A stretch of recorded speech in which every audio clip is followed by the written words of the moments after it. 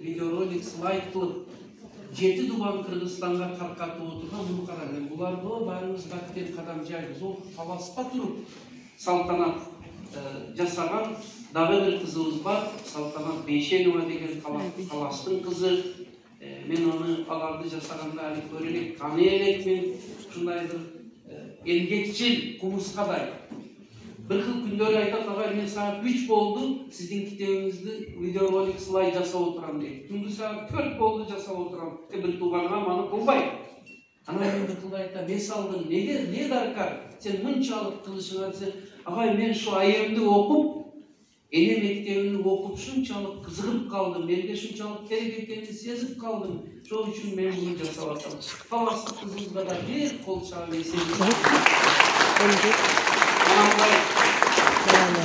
Göz karadan kılgandарды şonday kılar. Ana Düşer Şamatov деген балабыз бар Қазақстанда.